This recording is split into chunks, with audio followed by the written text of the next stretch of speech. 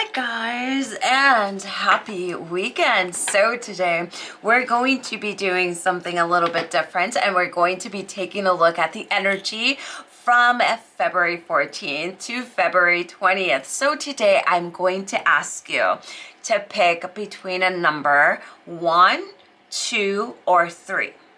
Now you can pick all 3 if you want. You can pick 2 or you can pick 1.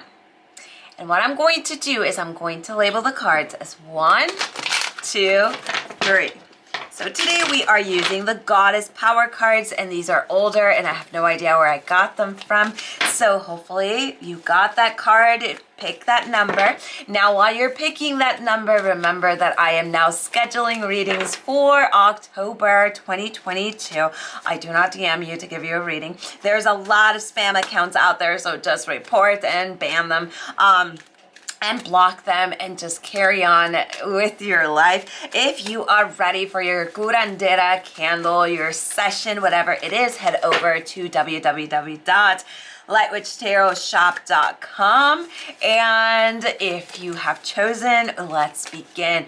Card 1. Card 1 for this week, we have the beautiful energy of Aphrodite. Now, when we think of Aphrodite, we instantly think love and relationships, but what she's really about is sensuality. She is about spirituality. So you that chose card 1, your message is to practice self-love this week, right? Self-love is the highest form of frequency of love that we can ever give anybody, including ourselves, right? So you want to be a mirror in relationships this week. This is the perfect week to do so. Take a look at relationships. Where do you feel like you're the giver, right? Are you giving too much? Are you allowing yourself to receive? Is this relationship growing with you? Is the frequency falling apart? This is a great time to really examine where the frequency of these relationships are, right? You want to receive and be open to love this week. You're usually a giver. You usually just give, and actually receiving makes you extremely uncomfortable. But a big part of opening ourselves up to abundance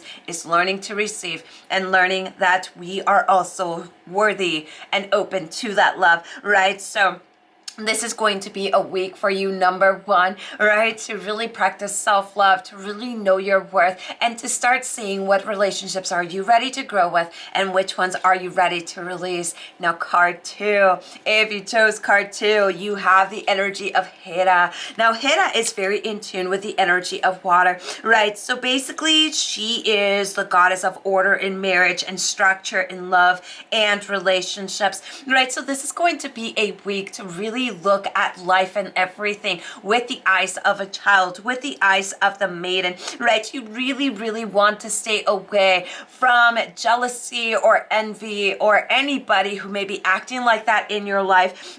If you have a sense of betrayal within you, like something's about to shift, I would completely tune into that message and do not put it in the back burner. Remember that sometimes your intuitive nudges will not make sense. So the smart thing to always do, and what I always tell people, trust your intuition before your intuition makes sense, right? Now, there might be this energy that you need to bring into the table, using your wisdom, using your compassion, right? Using and reminding yourself that you have a strong heart. This may be a week that things maybe get shaken up, maybe things are getting uncomfortable, but this is going to be your reminder that you do have what it takes to get through this. We might see betrayal, we might see falling apart, we might see ending something with someone, right? But remember, you are on the right path. And of course, the ego does not like pain, and that's why a lot of times we hold on to things that we no longer need. This is your reminder that you are allowed to feel those emotions